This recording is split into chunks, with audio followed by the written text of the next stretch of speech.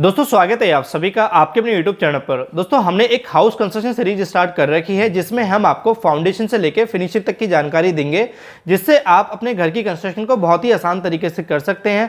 साथ ही साथ जो भी घर बनाते समय गलतियां होती हैं वो भी हम स्टेप बाय स्टेप वीडियो में कवर करते चलेंगे, जो कहीं ना कहीं आपको काफ़ी हेल्प करेंगे।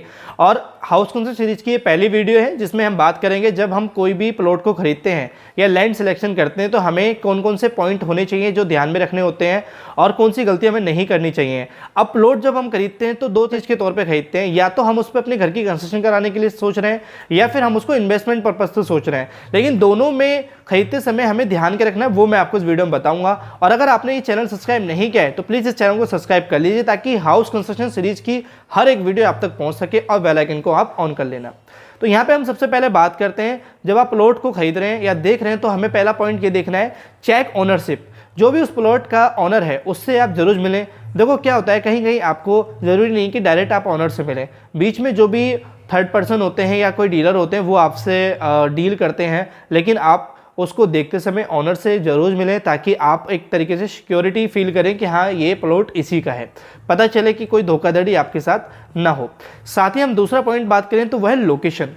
प्लॉट की लोकेशन या ज़मीन की लोकेशन देखना बहुत ज़्यादा ज़रूरी है, क्योंकि इस पे बहुत सारी चीज़ें टिकी होती हैं।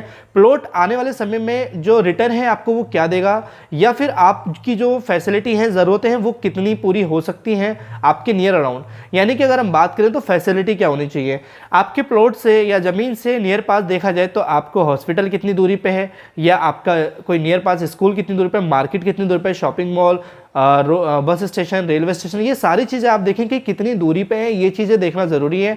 तो ज़्यादा दूर नहीं होने चाहिए, यानी सिटी से, शहर से ज़्यादा आउटर में भी प्लॉट नहीं होना चाहिए। ये हुआ। तीसरे पॉइंट की हम बात कर लेते हैं, शेप। प्लॉट की शेप क्या है।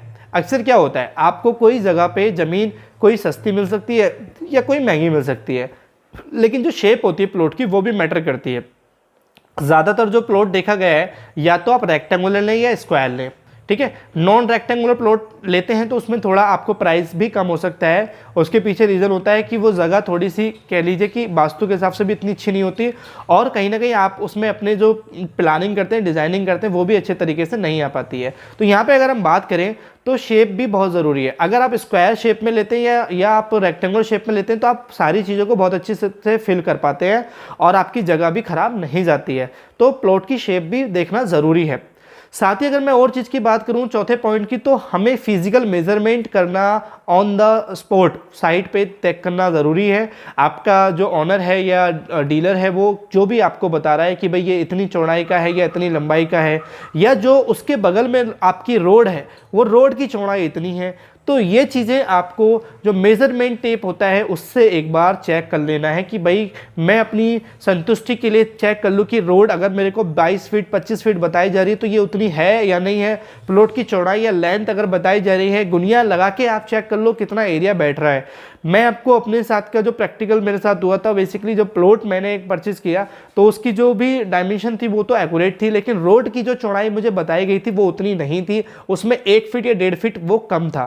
तो आपके साथ वो चीज़ ना हो इसलिए ध्यान रखें कि आउटर टू आउटर कितनी स्पेस या कितना आपको चौड़ाई मिल रहा है, तो ये भी हमें ध्यान में रखना ज़रूरी है।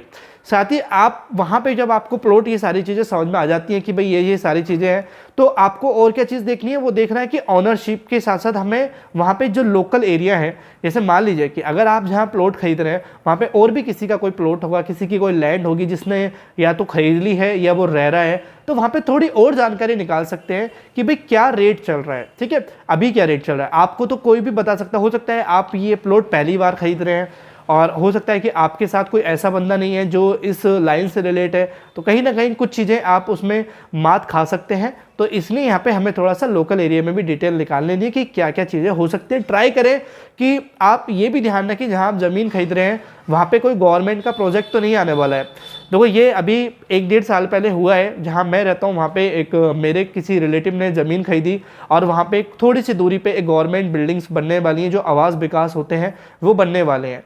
तो जो circle rate, government circle rate चल रहे होते हैं उस हिसाब से सरकार उनको पैसा देगी, लेकिन उन्होंने उससे ज़्यादा महंगी वो ज़मीन खरीदी है। है, तो लॉस काफ़ी ज़्यादा उनका हो गया है और इस तरीके से आपका ना हो। तो ध्यान रखें कि वहाँ पे कोई गवर्नमेंट प्रोजेक्ट तो नहीं आने वाला, कोई सरकारी वहाँ पे कुछ ऐसी चीज़ तो नहीं बनने वाली है, रोड तो निकलने वाली नहीं है, नहर तो नहीं निकलने वाली, बिल्डिंग तो नहीं बनने वाली। ये भी आप अपकमिंग प्रोजेक्ट को चेक कर सकते हैं। और हम बात कर लेते हैं जो रेट आप दे रहे हैं, तो रेट में हमें क्या ध्यान रखना है कि ये चीज़ ध्यान रखें कि आपको जो वो रेट मांग रहा है वो नहीं देना है। वो हो सकता है आपसे 10,000 रुपये स्क्वायर फीट मांग रहा हो, या 15 मांग रहा हो, या 5 मांग रहा है, या 2 मांग रहा है, जो भी मांग रहा है उसके हिसाब से नहीं करना। अपना नेगोशिएशन पार्ट जरूर रखना कि मेरे को इतना नेगोशिएट करना है, क्योंकि मांगने के अलग होते हैं, देने के पैसे अलग होते हैं। तो इसलिए जो मैंने अभी एक पॉइंट बोला था, वहाँ पे आप लोकल जो भी एरियाज हैं, जो लोकल लोग हैं जो रह चुके हैं या रह रहे हैं, जिन्होंने खरीदी है, उनसे करंट रेट आप पता करें कि एक्चुअली रेट की ज़मीन का रेट चल क्या रहा है। ऐसी रैंडमली आप सामने वाले के ऊपर ट्रस्ट करके और अपने हिसाब से नेगोशिएट करके ना दें, थोड़ा आप देखें ताकि आप उसमें अच्छा पैसा बचा सकें। ये एक पॉइंट आप ऐसा है जिससे आप अच्छा पैसा बचा सकते हैं। एक पॉइंट मैं आपको और बताना भूल गया, वो मैं आपको अभी ऐड कर देता हूँ, और वो पॉइंट है कि आप वहाँ जब लैंड खरीद रहे हैं तो वहाँ पे देख सकते हैं अक्सर क्या होता है कि जो बिल्डर्स लोग होते हैं या प्रॉपर्टी डीलर होते हैं, वो एक एग्रीकल्चर लैंड का पार्ट खरीद लेते हैं और उसके बाद वो उसको सबमर्ज करते हैं रेसिडेंशियल और कमर्शियल में, और उसके बाद सेल आउट करते हैं। तो वहाँ पे मैं ये ध्यान रख लेना है कि जो हम लैंड खरीद रहे हैं क्या वो एग्रीकल्चर पर्पज से गवर्नमेंट ने अप्रूव की है, या रेसिडेंशियल, या फिर हमारा कमर्शियल। क्योंकि अगर मान लीजिए कि वो एग्रीकल्चर पर्पज से उन्होंने अभी उसको सबमर्ज नहीं कराया है, उसको कन्वर्ट नहीं कराया है, तो वहाँ पे आप रेसिडेंशियल या फिर कमर्शियल कोई भी काम करते हैं तो आगे चल के गवर्नमेंट आपको रिस्ट्रिक्शन लगा सकती है। तो हमें ये देखना है कि हमें रेसिडेंशियल अप्रूवल मिला ही नहीं मिला उस जमीन को, तो ये भी आप डॉक्यूमेंट चेक कर सकते हैं। बाकी और भी डॉक्यूमेंट्स होते हैं जो हम आगे सीरीज में पार्ट करेंगे। प्लॉट की रजिस्ट्री करते समय क्या ध्यान रखना होता है, प्लॉट पे लोन हम कैसे लें होम कंस्ट्रक्शन के लिए, या आगे और भी बात करेंगे जो आपको काफ़ी हेल्प करने वाली, वो हम आगे करेंगे आने वाली वीडियो में।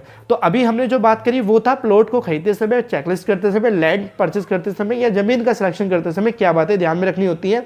ये हर एक मकान मालिक हर एक ऑनर के लिए या हर एक इंसान के लिए ज़रूरी है। और मुझे उम्मीद है कि आपको मैंने ये जो बातें बताई हैं आपको बहुत अच्छे समझ में आ गई होंगी। अगर इनकेस कोई आपका डाउट है तो कमेंट में आप टाइप जरूर कर देना, मैं उसके ऊपर आपको रिप्लाई कर दूंगा। लेकिन अगर आपने चैनल सब्सक्राइब नहीं किया तो प्लीज़ इस चैनल को सब्सक्राइब करिए, क्योंकि मुझे आपका सपोर्ट चाहिए, क्योंकि मैं आपको हर वो जानकारी देने वाला हूँ जो आपके लिए ज़रूरी है। तो thank you for watching video, मिलते हैं अपनी नेक्स्ट वीडियो में।